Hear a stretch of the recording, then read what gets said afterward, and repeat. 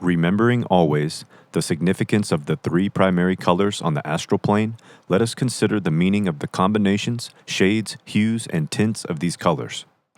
The red group.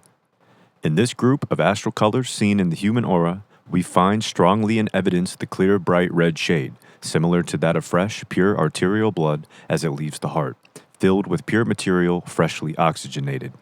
This shade in the aura indicates health, life force, vigor, virility, etc., in pure and untainted form. The aura of a healthy, strong child shows this shade of color very plainly and strongly. Strong, pure natural emotions such as friendship, love of companionship, love of physical exercise, healthy, clean sports, etc., are manifested by a clear, clean shade of red. When these feelings become tainted with selfishness, low motives, etc., the shade grows darker and duller. Love of low companionship, unclean sports, or selfish games, etc., produce an unpleasant, muddy red shade. A shade of red, very near to crimson, is the astral color of love, but the tint and shade varies greatly according to the nature of this form of emotional feeling. A very high form of love, which seeks the good of the loved one rather than the satisfaction of oneself, manifests as a beautiful rose tint, one of the most pleasing of the astral tints, by the way. Descending in the scale, we find the crimson shade becoming darker and duller until we descend to the plane of impure, sensual, coarse passion, which is manifested by an ugly, dull, muddy crimson of a repulsive appearance, suggesting blood mixed with dirty earth or barnyard soil. A peculiar series of red shades are those manifesting anger in its various forms, from the vivid scarlet flashes of anger color arising from what may be called righteous indignation, down the scale to the ugly flashes of deep, dull red, betokening rage and uncontrolled passion. The red of anger generally shows itself in flashes, or great leaping flames, often accompanied by a black background in the case of malicious hate, or by a dirty, greenish background when the rage arises from jealousy or envy. The color of avarice is a very ugly combination of dull, dark red and a dirty, ugly green. If persons could see their own astral colors accompanying these undesirable mental states, the sight would perhaps so disgust them with such states as to work a cure. At any rate, they are most disgusting and repulsive to the occultist who beholds them in the human aura, and he often wonders why they do not sicken the person manifesting them. They often do just this thing, to tell the truth. The yellow group. In this group of astral colors seen in the human aura, we find as many varieties as we do in the red group. Yellow, denoting intellect, has many degrees of shades and tint, and many degrees of clearness.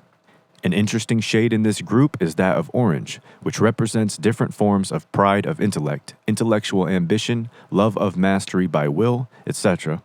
The greater degree of red in the astral orange color, the greater the connection with the physical or animal nature. Pride and love of power over others has much red in its astral color, while love of intellectual mastery has much less red in its composition.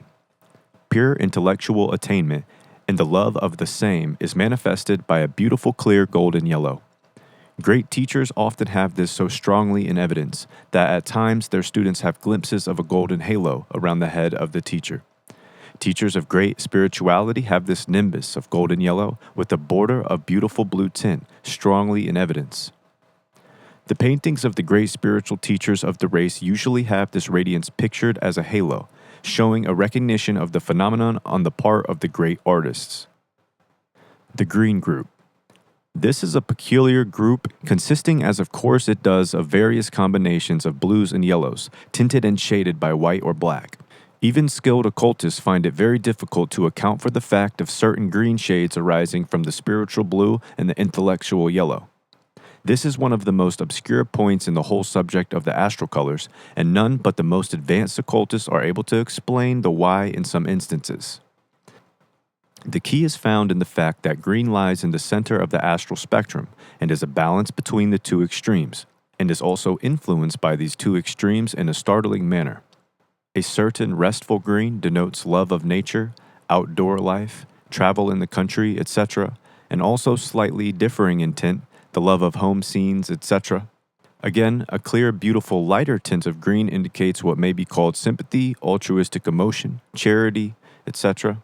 Illustrating variety in this group of astral colors, another shade of green shows intellectual tolerance of the views of others. Growing duller, this indicates tact, diplomacy, ability to handle human nature, and descending another degree or so blends into insincerity, shiftiness, untruth, etc. There is an ugly slate-colored green indicating low, tricky deceit. This is a very common shade in the color of the average aura, I'm sorry to say. Finally, a particularly ugly, muddy, murky green indicates jealousy and kindred feelings, envious, malice, etc. The blue group. This interesting group of astral colors represents the varying forms and degrees of religious emotion, spirituality, etc.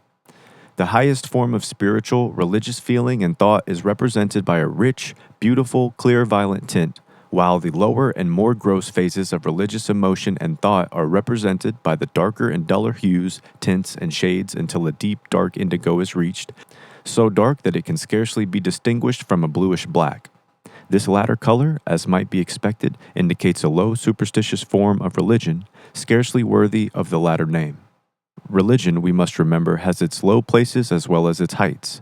Its garden grows the rarest flowers and at the same time the vilest weeds. High spiritual feelings, true spiritual unfoldment, is indicated by a wonderfully clear light blue, of an unusual tint, something akin to the clear light blue of the sky on a cool autumn afternoon just before sunset.